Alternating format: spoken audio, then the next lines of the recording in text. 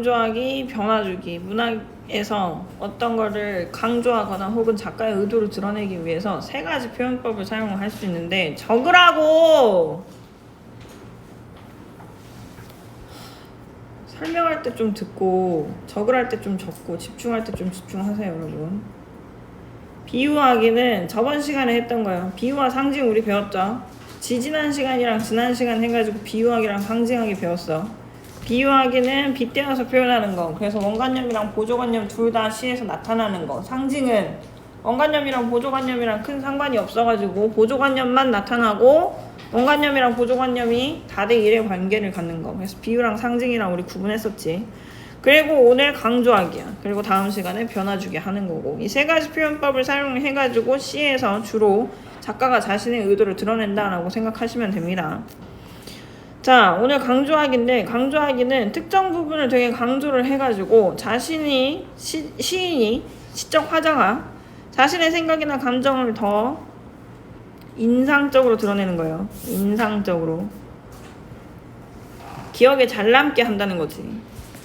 인상적으로 전달하는 표현 기법이고 강조된 부분은 다른 글의 다른 부분과 구별돼서 도드라지게 됩니다. 그래서 독자에게 깊은 인상을 남기게 되고 이렇게 된 게 보통 주제와 관련이 있게 됩니다. 과장법, 걔를 오바 싸는 거지. 크거나 작게, 많거나 적게 표현하는 거를 과장법이라고 합니다. 대동강 물이 언제나 마르겠는가 이별 눈물 해마다 푸른 물결 보내나니 라고 하고 있어요. 자, 이거는 왜 과장법이냐면 대동강 물이 마르지가 않는데 왜? 내가 해마다 이별 눈물을 통해서 푸른 물결을 보태고 있거든. 즉 뭔 소리냐, 이별 눈물이 물결이 돼가지고 그 물결이 대동강 물을 이루고 있다는 거야. 여러분 대동강이 얼마나 넓은 줄 알아요? 한강만큼은 아니지만 한강만큼 넓은 강이에요. 그러니까 강폭이 500m가 넘어. 졸라 큰 강이라는 뜻이야 여러분.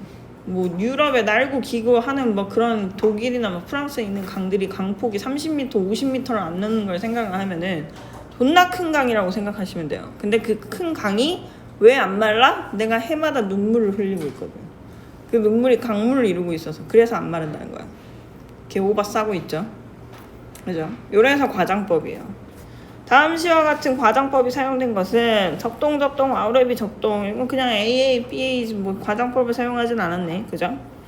산산이 부서진 이름이요. 허공중에 헤어진 이름이요. 이것도 조금 가능성이 있어 보이긴 하는데 헤어졌다라고 한다는 게 허공중에 헤어진 이름이요. 뭐 관념의 구체화 정도는 될 수 있겠지만 과장법은 좀 아닌 것 같네요. 세 번째, 모란이 지고 말면 그뿐 내 한 해는 다 가고 말아. 360날 한양 섭섭해 우옵니다. 여기 둘 다 지금 과장법이죠. 모란이 지면은 내 한 해는 다 가고 말았대. 그러니까 내가 모란을 너무 좋아해요. 모란이 꽃이거든요. 이 꽃을 너무 사랑해가지고 그 꽃이 지면은 나의 나머지 한 해는 그냥 없는 거나 마찬가지래. 과장이지? 그죠? 그렇다고 해서 그 나머지 360일이 다 없어지겠어요? 그건 아니잖아. 그치? 그냥 다 없어지는 거랑 똑같대.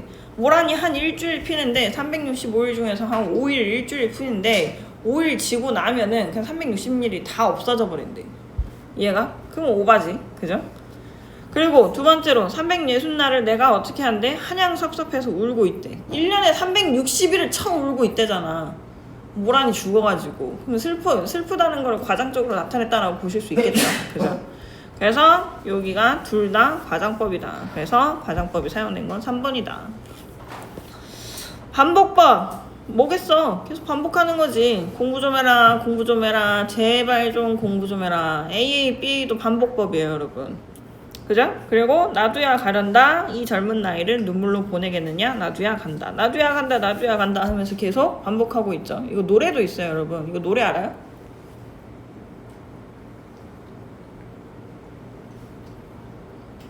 원래대로라면 여러분들한테 한 곡 뽑아가지고 큰 웃음을 드려야 되는데 오늘 여러분들 지각을 너무 많이 해가지고 기분이 너무 안 좋아서 노래할 기분이 아니네요. 넘어갈게요.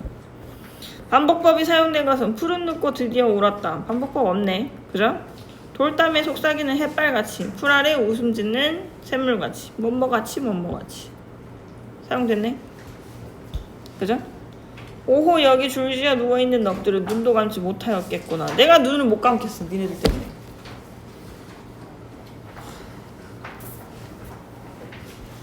열거법, 서로 비슷하거나 관련이 있는 어구를 늘어놓아서 의미를 강조하는 표현 방법입니다. 비슷하거나 관련 있는 거를 늘어놓는 거야. 그러니까 선생님이 예를 들어서 뭐에 대해서 설명할까? 별에는 밤. 양지준, 니네 거다. 별에는 밤. 요거 해야지. 열거법 사용했다는 거. 내재적 관점에서 이거 열거법 사용한 거 무조건 써야 돼요. 아시겠죠? 별 하나의 추억, 별 하나의 사랑, 별 하나의 쓸쓸함, 별 하나의 동경, 별 하나의 시, 별 하나의 어머니. 이게 별을 보면서 떠올리는 성격이 비슷한 것들이거든요. 근데 이거를 한 행씩 구성을 해가지고 비슷한 문장 구성을 반복을 해가지고 그래서 어떻게 하는 거? 이것들이 전부 다 뭐다? 내가 그리워하고 사랑하는 것들이다. 그리워하고 사랑하는 그런 것들을 지금 열거, 나열하고 있는 거지. 그래서 열거법은 여러분 나열법이랑 똑같아요. 그리고 조금 더 고급스럽게 들어가면 병렬적 제시 요런 말도 씁니다. 병렬적 제시라고 하는 말도 써요. 열거법은 나열법이랑 똑같은 말이고 병렬적 제시, 나란히 제시를 했다는 거야. 요런 말이랑 똑같아요. 그래서 비슷하거나 관련 있는 거, 그리워하고 사랑하는 것들이라는 점에서 비슷하고 관련이 있죠. 이런 것들을 늘어놓아서 의미를 강조하는 겁니다. 그래서 각각 다른 자격과 격차, 가치를 가진 어구들이 동일한 위상으로 나열됨으로써 그래서 이것들이 포괄하는 전체적인 의미가 조금 강조된다. 이렇게 보시면 될 것 같아요. 이거와 같은 열거법이 사용된 것은 강이여 내일의 피모음집. 이건 그냥 반복법이네. 그죠? 창내고자 이내 가슴에 창내고자. 이건 그냥 A의 B이네. 그죠? 누나가 손으로 다지고 나면 바둑이는 앞발로 다지고 괭이는 꼬리로 다지고 비슷한 게 지금 병렬되고 있죠. 그죠? 누나의 손, 바둑이의 앞발, 괭이의 꼬리 이렇게 비슷한 성질의 것들이 나열, 병렬되고 있습니다. 그래서 요게 3번이 열거법에 사용됐다라고 보시면 되겠지. 솔직히 말해서 조금 억지스러운 것 같긴 한데 어쨌든 점층법, 뜻이 점점 강해지거나 커지거나 높아지거나 넓어지거나 점점 이렇게 더 확대되는 긍정적인 의미로 커지는 거 그런 걸 나타낸다라고 보시면 돼요. 점점점 층층이 커진다 이렇게 생각하시면 돼요. 점점점 층층이 커진다. 이런 걸 사용을 하면은 독자의 감흥도 고조가 되고 절정으로 이끄는 효과를 이렇게 점점점 올라가잖아. 그쵸? 그러니까 기분도 점점점 올라가는 거지. 반대로 강하고 큰 거에서 약하고 작은 것의 순서로 점점점 낮아지는 거. 얘는 점점점 다운되는 거지. 이걸 뭐라고 하느냐? 점강법이라고요. 아시겠지? 점강법이라고 합니다. 여러분 커피 쿠폰 하는 거를 좀 바꿀게요. 오늘 수업 시간 다 끝나고 나서 수업에서 했던 내용 좀 복습하는 퀴즈를 낼 테니까 그거 맞추신 분들은 커피 쿠폰을 타가는 걸로 하죠. 이게 중간중간 하니까 너무 참여율도 조금 저조하고 맨날 타가시는 분만 타가고 지난 시간이든 이번 시간이든 좀 가리지 않고 그렇게 해서 복습 퀴즈를 내가지고 빨리 맞추시는 분이 무조건 가져가는 걸로 할게요. 일단 수빈이 하나 가져갔으니까 남은 티켓은 3개입니다 여러분. 눈은 살아있다. 점층법. 눈은 살아있다. 떨어진 눈은 살아있다. 어떤 눈인지 점점점 지금 범위가 어떻게 되고 있어? 강해지고 있죠. 마당 위에 떨어진 눈은 살아있다. 점점점 길어지고 있죠. 그리고 시가 그지? 점점점 길어지고 있어요. 그래서 여기서 점층법이 사용됐다라고 보시면 될 것 같습니다. 자, 대조법 넘어가셔가지고 다음 장 대조법. 서로 반대되는 혹은 대비되는 뭐 이런 대상이라고 보시면 돼요. 반대, 여기다 적으세요. 반대, 서로 반대되는 대상이나 혹은 내용을 맞세워서 주제를 강조하거나 선명한 인상을 주는 표현 방법입니다. 길고 짧음, 강하고 약함, 넓고 좁음 등을 대립시켜서 표현하는 반대되는 내용을 바로 이렇게 vs 이렇게 해가지고 제시를 해가지고 좀 더 강조하는 거지. 껍데기는 가라. 이 시 한 3번째 보는 것 같다. 그죠? 껍데기는 가라. 한라에서 백두까지 향기로운 흙가슴만 남고 그 모든 쇠붙이는 가라. 자, 향기로운 흙가슴은 나무래. 근데 쇠붙이는 가래. 그러면 쇠붙이랑 향기로운 흙가슴이랑 서로 어떻게 돼? 대비가 되는 거지. 그죠? 이런 식으로. 이거 언제 나왔는지 혹시 기억나요? 이거 기억하시면 진짜 응? 언제 나왔는지 기억나? 넌 모르지. 넌 할 때 안 나왔으니까. 대유법이에요. 대유법이 뭔지 기억나나? 응? 대신 비교.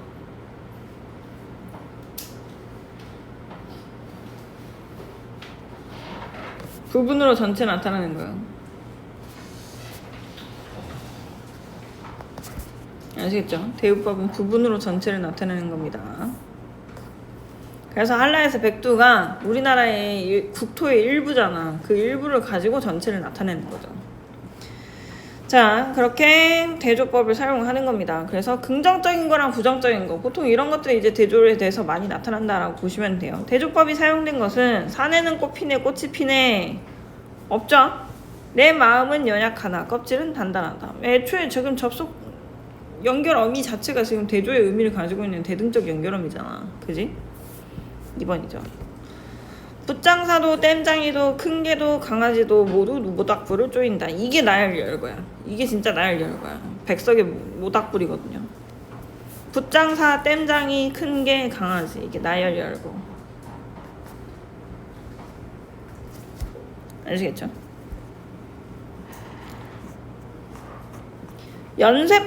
연세법을 많이 모르시는데 연세법 가끔 나오기는 하거든요. 이게 뭐냐면 앞 구절의 말을 다음 구절의 첫 부분에서 반복하는 거야. 즉 뭔 소리냐? 여러분 쇠사슬이 어떻게 연결되는지 알죠? 이렇게 앞부분이랑 뒷부분의 머리가 이렇게 교차돼가지고 연결이 되면서 쇠사슬이 연결이 된 거 말이야. 그죠? 그 쇠사슬을 한자로 하면 쇠를 쓰거든요. 사슬 쇠자거든요. 이어진다라고 할 때 쇠자고. 그래서 연세법이라고 하는 거는 앞구절이랑 뒷구절이 이런 식으로 겹치는 방식으로 연결이 되는 거, 그런 거를 이제 연세법이라고 합니다. 여러분들은 이거 연세법 이거 보실 필요가 없이 여러분들이 제일 잘 알고 있는 게 있어요. 어렸을 때 계속 이제 뭐 지겹도록 이제 부르던 노래. 원숭이 엉덩이는 빨개. 그다음 뭐야? 빨가면 사과. 사과는 맛있어. 맛있으면 바나나. 바나나는 길어. 앞이랑 뒤랑 연결되죠. 똑같은 말이. 그게 연세법이야. 아시겠죠? 빨가면 사과.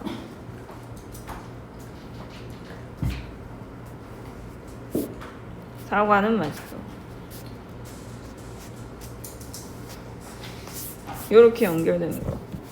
꼭 똑같은, 완벽하게 똑같을 필요는 없어요. 그냥 똑같은 단어나 혹은 비슷한 구가 반복되면 됩니다. 요게 연세법이에요. 아시겠죠? 사회자가 외쳤다. 여기 일생 동안 이웃을 위해 산 분이 계시다. 이웃을 위해서. 이웃의 슬픔은 이분의 슬픔이었고 이분의 슬픔은 이글거리는 빛이었다. 이런 식으로 앞이랑 뒤랑 지금 똑같은 말들이 지금 연결되는 거 보이죠? 요런 게 연세법이라고 보시면 돼요. 설마 아직도 모르는 새끼 없겠지. 영탄법 제일 많이 물어봐요, 여러분. 영탄법은 그냥 대놓고 물어보기도 하고 감탄형 문장을 사용해서 이렇게 물어보기도 합니다.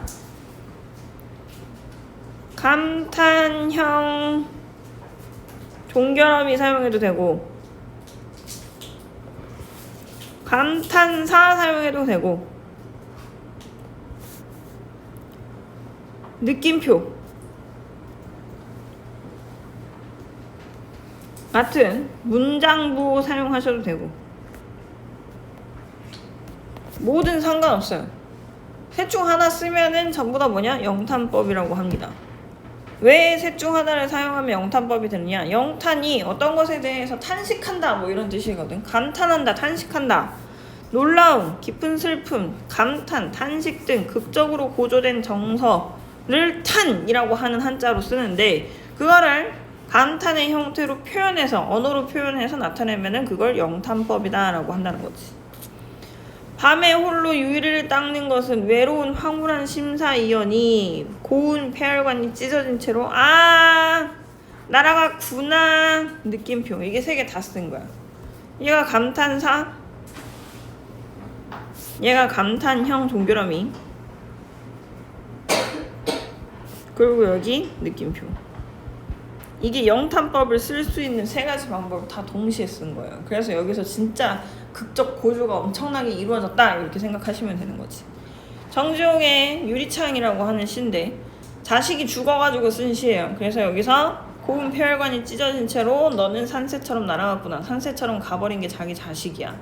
그리고 고운 폐혈관이 찢어졌다는 거 얘가 결핵이나 폐렴 이런 걸로 이제 죽었다라고 한다는 걸 알 수 있는 거고. 그래서 자식이 죽고 나서 계속 유리창에서 뭔가 어른거리는 느낌이 들어가지고 계속 입김을 불어가지고 지우고 불어가지고 지우고 하면서 죽은 자식이 그런 환영을 쫓고 있는 그런 시라고 생각하시면 됩니다.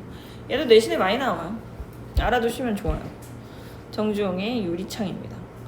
영탄법이 사용되지 않은 것은 대놓고 있잖아. 무엇인가 감탄형 동그라미 있고, 그죠? 얘는 없죠. 3번. 오늘 할 시의 일부분이긴 합니다. 넘어가죠. 배를 밀며. 여러분 사랑에 빠져본 적 있어요? 갑자기 누군가를 딱 보자마자 데스티니 덩 데스티니 꽝 하면서 없구만. 무슨 못쏠 새끼. 하여튼 사랑이라고 하는 건 여러분 예기치 않게 다가와요. 내가 사랑을 해야지 저 새끼 좀 괜찮아 보이는데 오늘부터 저 새끼는 내 거다 하면서 사랑할 수 있는 게 아니에요. 사랑은 갑자기 오는 거예요. 교통사고처럼 오는 거예요. 여러분. 교통사고를 예측을 할 수 있나요? 예측을 할 수 있으면 교통사고 당하는 병신 새끼가 어딨어. 그죠? 아무도 없죠? 근데 예상을 못하니까 당하는 거지. 그죠? 그러니까 배를 매면은 딱 그걸 이야기를 하고 있어요. 사랑은 교통사고처럼 온다. 아무 소리도 없이 말도 없이 와요. 갑자기 등 뒤로 털썩하고 뭐가 쫙 하고 떨어지는 거야. 그래서 봤더니 밧줄이네. 밧줄이 날아와서 나는 뛰어가서 밧줄을 잡아다가 배를 맵니다. 그러니까 나는 여기 지금 어디 있느냐 이것만 봐도 항구, 포구에 있다는 거야. 그죠? 내 위치를 알 수 있는 거죠. 지금 밧줄이 날아와서 배가 날아왔다라고 한다는 거. 그럼 여기 나오죠. 호젓한 부둣가, 항구, 포구, 부둣가 전부 다 배가 정착하는 곳이거든요. 배가 정착하는 곳. 아시겠지? 그래서 이러고 있는 거야. 이렇게 강에 이렇게 사람들이 배를 쉽게 탈 수 있도록 배가 이렇게 오면은 그죠? 쉽게 탈 수 있도록 이렇게 나와 있는 땅에서 이렇게 일부분 나와 있는 이런 부분이 있거든요. 이런 거를 이제 우리가 부둣가, 항구, 포구라고 하는 건데 거기에 그냥 나는 멍 때리고 있었어. 나는 뭐 하고 있었어? 넋놓고 앉아 있었어. 그러니까 전혀 예상하지 못했다는 거야. 이거. 예상하지 못했는데 배가 들어와가지고 갑자기 밧줄을 던지는 거야. 그래서 나는 제대로 정신도 못 차리고 얼레벌레 하는 순간에 그냥 이렇게 배를 받은 거지. 배를 매게 되는 거지. 어찌할 수가 없이. 거부할 수도 없어요, 여러분. 사랑의 감정은. 아니 그냥 네 마음속에 그냥 교통사고처럼 와버린다니까. 4톤 트럭이 와가지고 니를 쳐 받아버리는데 니가 안 뒤지고 배기겠냐고. 너 버틸 수 있어? 4톤 트럭이 널 받았는데? 4톤까지는 괜찮아. 5톤은 못 버틸 것 같아. 5톤 트럭처럼 와서 받아버린다고. 빵! 하면서 꽝! 하고 찍어버린다고. 너를. 그게 사랑이라고. 아시겠죠? 그래서 밧줄을 던지니까 어떻게 되는 거? 어쩔 수 없이 배를 매게 되는 거죠. 잔잔한 바닷물 위에 구름빛과 빛과 시간과 함께 떠있는 배. 그래서 배가 나의 마음에 들어와가지고 잔잔하게 떠있는 거지. 배를 매면 구름과 빛이 시간이 함께 메어진다는 것도 처음 알았어요. 근데 얘는 못소리였던 것 같아 내가 보니까. 그러니까 몰랐어. 배를 매면은 그 배 주변에 있는 풍경들, 아름다운 노을들, 햇살들, 물결들 이런 것까지 전부 다 내가 같이 포용해야 된다라고 한다는 걸 처음 알았대잖아. 사랑을 처음 한 거야. 모쏠의 시예요 이건 여러분. 첫사랑을 하게 된 모쏠의 시예요. 사랑이란 그런 것을 처음 아는 것. 빛 가운데 배는 울렁이며 온종일 떠있다. 마음이 울렁울렁하죠. 배가 흔들리는 것도 울렁울렁, 마음이 흔들리는 것도 울렁울렁. 그런 시입니다. 모쏠이 첫사랑에 빠져가지고 신나가지고 쓴 시라고 보시면 돼요. 자, 하나씩 보자. 아무 소리도 없이 말도 없이. 자, 봐봐. 없이 밑에도 있었죠? 네. 추워요. 추워요? 없이 여기까지 3개 없이 반복되죠. 그죠?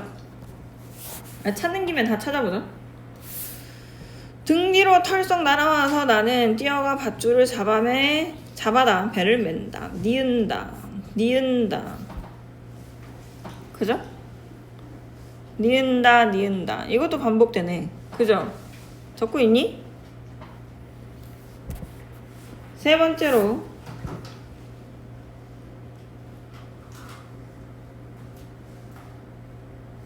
이것도 반복되네. 뭐뭐 하는 것 그리고 뭐뭐 하는 것. 그죠? 이렇게 세 부분이 지금 반복되고 있는 거. 그리고 마지막으로 구름과 빛과 시간이. 그죠? 이렇게 반복되죠. 그래서 지금 이 시에서 운율을 형성하는 방법은 운율 형성. 방금 형광펜 친 것들이에요. 뭐뭐도 없이 가 반복되는 거. 이게 1번 2번 니은다 종결어미가 반복되는 거. 뭐든 상관없어요. 여러분 운율은 무조건 반복만 되면 돼. 2번만 돼도 상관없어요. 그만 물어보세요. 선생님 2번도 반복이에요. 1번 이상이면 1번보다 많으면 반복이지 당연히. 뭐뭐 하는 것 반복되는 거. 아시겠지? 그리고 네 번째로 구름과 빛과 시간이 반복되죠. 그지? 요렇게 반복이 됩니다. 요렇게 운율이 형성이 돼요. 이런 것들이 반복이 되면서 시 비평문 같은 거 쓸 때 여러분 운율적인 요소는 무조건 쓰셔야 돼요. 내재적 관점에서 3개 쓰셔야 되는데 하자 쓰시고 운율 쓰시고 그리고 세 번째 표현법 쓰시고 그리고 외재적 의미랑 상관없는 시 안에서만 느낄 수 있는 내재적 시의 상징적 의미 혹은 해석할 수 있는 의미 시적 상황 의미 쓰시면 돼요. 내재적 관점에서는 이거 4개 쓰시는 거예요. 아시겠죠? 그 다음에 작가 조사하고 시대 상황 조사하고 독자는 네가 느낀 거 쓰면 된단 말이야. 나의 관점에서 내 경험에서 비추어 봤을 때 나는 사랑을 아직도 한 번도 해본 적 없는 모쏠이라서 잘 이해가 안 간다. 막 이런 식으로. 아시겠죠? 이런 식으로 쓰시면 돼요. 자, 그래서 이렇게 내재적 의미 요거 쓰시면 됩니다. 아무 소리도 말도 없이 즉 예고 없이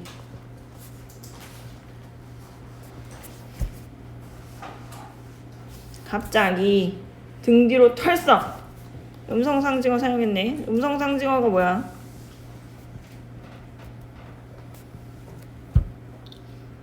태연아 음성상징어가 뭐야? 네 이름이 태연이죠.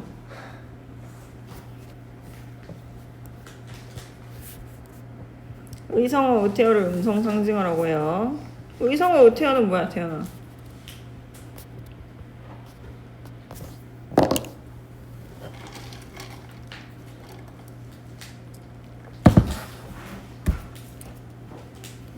의성어는 소리를 흉내내는 말이고 의태어는 모양을 흉내내는 말이에요. 얘는 소리, 얘는 모양이야. 그러면 얘는 털썩은 음성상징어 중에서 의성어일까 의태어일까 태연아?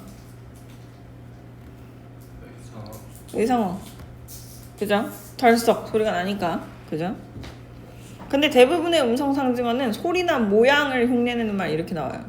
사전에 찾아보면 털썩을 찾아보잖아? 그러면 어떤 물건이 떨어지는 소리나 모양이라고 해. 그러니까 의성어도 되고 의태어도 되고 뭐 둘 다 정답인 거야. 그러니까. 밧줄이 날아와서 나는 왜 갑자기 날아가냐? 밧줄이 날아와서 나는 이 밧줄이라고 하는 게 사랑하는 대상과의 인연이에요.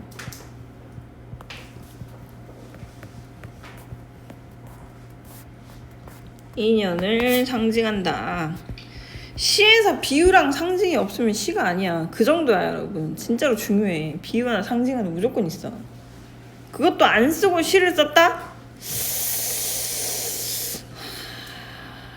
시라고 할 수 있을까 약간 고민이 되는 거죠. 그죠? 그 정도로 상징이 많이 사용이 됩니다. 여기선 밧줄이 지금 사랑하는 대상과의 인연을 상징하는 거라고 보시면 돼요. 인연이 갑자기 날라온 거야. 그냥 길 가다가 골목길에서 부딪혔든 친구랑 우연히 이제 길 가다가 이제 친구 이거 얘 내 친구야 하면서 이게 길 가다가 우연히 마주쳤든 아니면 이제 솔랭에서 만났는데 야 이 씹새 새끼야 너 어디 사냐 해가지고 현피 뜨려고 만났는데 갑자기 데스티니 할 수도 있는 거고. 아시겠죠? 그렇게 만날 수도 있어요. 여러분 컴퓨터 게임 하다가 현피 떠본 적 있어요?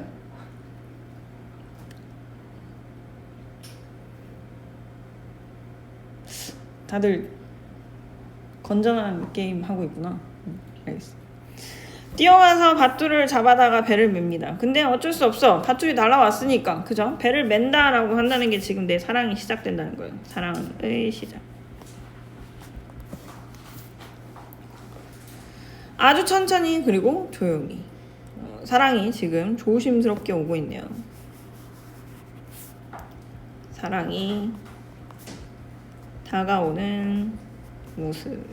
그지? 처음에는 약간 썸 타면서 간질간질 하면서도 약간 서로 막 너무 확 깊어지지 않고 조금 이제 약간 거리가 있는 상태에서도 가까워지는 그런 설렘 같은 게 있잖아. 되게 뭘 알아야 설명을 하지. 아유 정말. 배는 멀리서부터 닿는다. 멀리서부터 오는 거죠. 그쵸? 내 주변에 있지는 않았겠지. 그죠? 이미 사랑하고 있던 대상이랑 또다시 사랑에 빠지지는 않겠죠. 그죠? 멀리서부터 옵니다. 이 배가 바로 뭐냐? 내가 사랑하는 대상이야.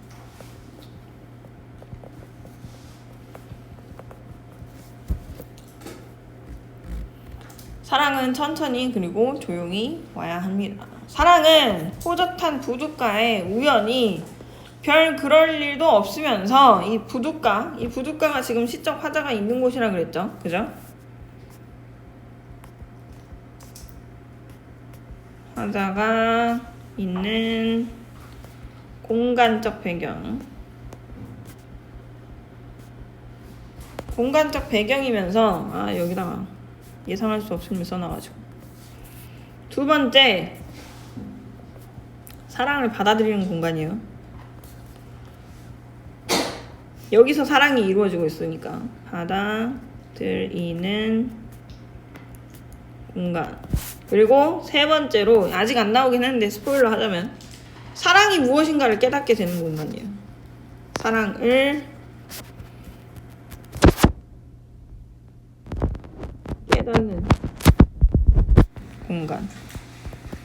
이런 게 사랑이구나 라고 하는 걸 깨닫게 되는 공간이다 라고 한다는 거지. 깨닫게 되는 공간이에요. 별 그럴 일도 없고 넋놓고 앉아있다가 예상하지 못하고 앉아있다가 배가 들어와서 돼서 던져지는 밧줄을 받는 거. 그래서 어찌할 수 없이 운명적으로 배를 매게 되는 거. 사랑을 시작하게 되는 거. 그게 바로 사랑이라는 거지. 사랑은 교통사고 같은 거예요. 사랑하는 게 죄는 아니잖아! 라고 어떤 드라마에서 이야기했는데 그 19세인가? 부부의 세계 19세인가요? 뭐 넘어가. 막장 드라마예요. 보지 마세요. 잔잔한 바닷물 위에 구름과 빛과 시간과 함께 떠있는 배. 이 구름과 빛과 시간이라고 하는 게 바로 뭐다? 사랑하는 대상의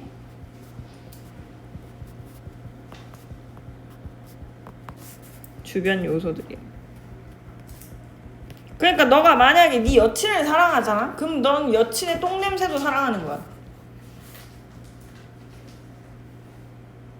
너가 남자친구를 사랑하잖아? 그럼 남자친구의 입냄새도 사랑해야 되는 거예요.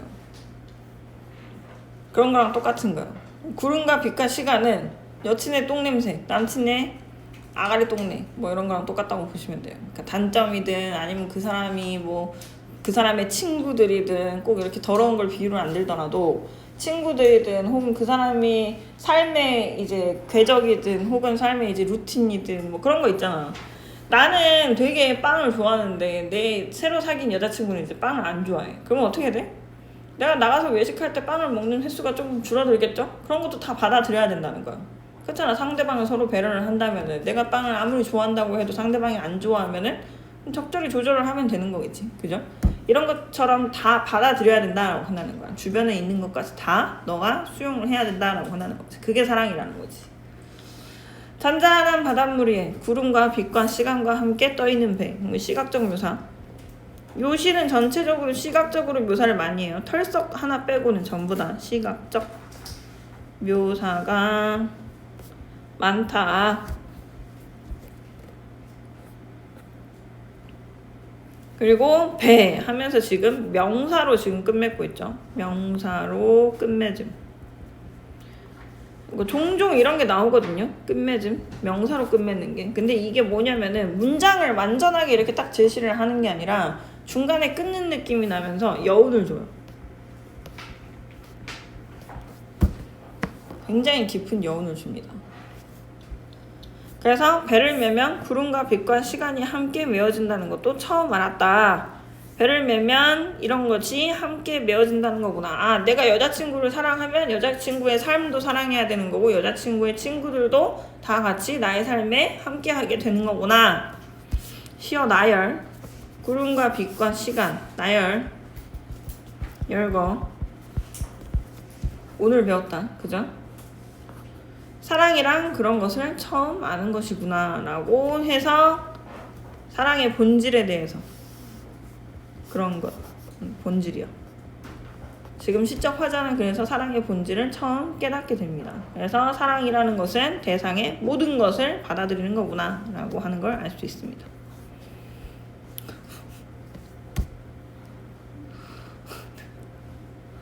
너무 어그로를 심하게 끄시는데요. 진수야, 좀 엎드려 자. 나중에 강의 다시 보여줄게. 알겠지? 빛 가운데 배는 울렁거리며 온종일 떠 있습니다.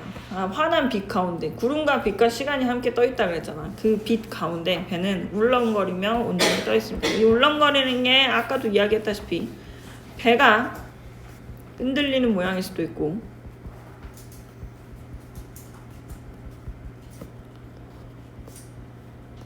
사랑에 빠진 화자의 마음을 울렁거린다 라고 표현할 수도 있어요.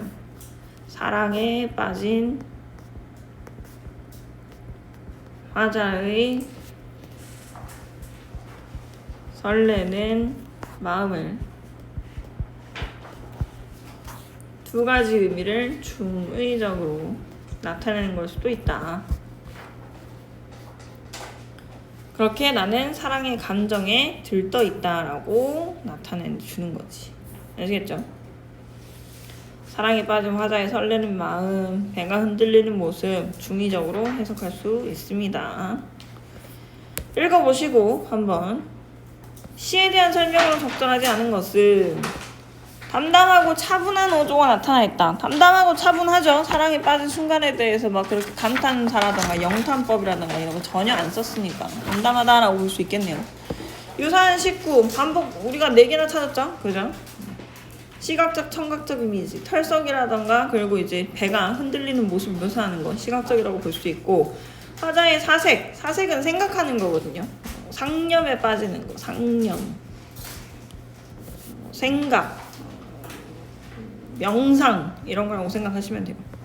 이런 걸 바탕으로 시상을 전개하고 있는 거 맞고 부정적 현실에 대한 비판은 지금 사랑에 빠졌는데 뭐 현실이 보이겠어요. 지금 다 장밋빛이지. 이 시의 의미 구조를 다음과 같이 정리한다고 했을 때 적절하지 않은 것은 배에 대한 사랑의 화자의 경험, 그쵸? 지금 사랑 인연이라고 하는 그런 추상적인 감정을 배를 매는 것이라고 하는 구체적인 행위에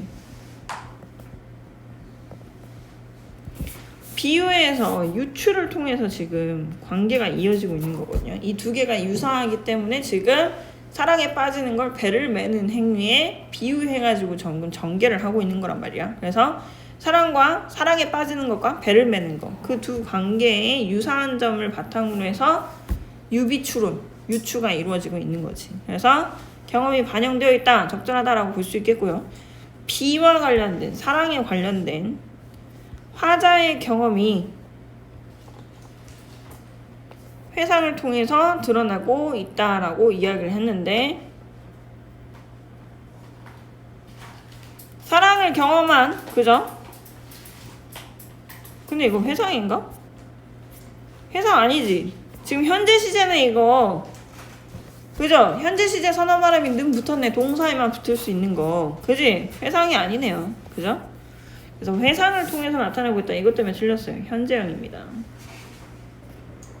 현재 깨닫고 있는 거예요. 그러니까 현장감이 느껴지는 거지. 지금 실제로 현재로 화자가 사랑에 빠져가지고 우리한테 지금 사랑에 빠진 감정을 서술을 하는 것처럼 느껴지니까. 그래서 현장감이 느껴진다. B에 대한 D의 정서를 A의 모습을 통해서 B에 대한, 사랑에 대한 화자의 정서를 배를 매는 행위를 통해서 드러내고 있다. 적절하네요. C에서는 유추가 들어갈 수 있다. 그쵸? 요거 두 개의 관계는 비유사함을 근거로 해서 서로 논증을 하는 유추가 들어갈 수 있고, D는 A를 둘러싼 장면을 묘사하고 있다. 화자는 배를 둘러싼, 그죠? 구름과 빛과 시간이 함께 지금 머물러 있다라고 했으니까 묘사하고 있다라고 볼 수 있겠네요. A에 대한 감상으로 가장 적절한 것은 이라고 했는데, A가 저기지, 구름과 빛과 시간과 함께 맺어진다는 거. 내가 사랑을 하면은 뭐 하는 거? 상대방의 모든 것과 다 함께 맺어지게 된다라고 한다는 거. 그걸 이야기를 한다고 했지. 자, 적절한 거. 사랑을 갈구하는 화자의 유행. 사랑을 갈구한다고. 사랑의 덧없음. 뭐가 덧없어? 갑자기 사랑하고 있는데. 배를 매는 행위의 의미가 사랑임을 비로소 드러났어. 앞에서 이미 드러났는데요. 비로소 드러나지 않는데. 사랑의 운명적 면모가 자연의 섭리를 통해서 제시되고 있어. 여기는 아니지. 운명적 면모는 어찌할 수 없이 갑자기 넉넉히 있다가 이런 게 운명적 면모인 거지. A는 아니죠. 사랑의 속소에 대한 화자의 심화된 인식. 아, 사랑이라고 하는 거는 모든 것을 함께 하는 거구나. 심화된 인식. 앞에 이전의 사랑에 대한 인식은 갑자기 운명적으로 시작하게 된다는 거. 그리고 여기서는 어찌할 수 없이 이제 상대방의 모든 것과 다 함께 하게 된다는 거. 그게 더 심화된 인식이라고 볼 수 있겠죠. 그래서 5번이 가장 적절하네요. 자, 이상한 변호사 우영우거든요. 여러분 10분 조금 일찍 쉴 테니까 한번 읽어보세요. 쉬는 시간에 한번 읽어보시면 좋을 것 같아요. 아, 이거 혹시 보신 분? 넷플릭스에서 안 보신 분 손. 안 봤어? 아, 비번 기억 안 나는데. 여기서 로그인을 못 하는데. 보셨으면 이야기가 빠른데 안 보셨으면 조금 안타깝긴 한데요. 일단 10분 쉴게요.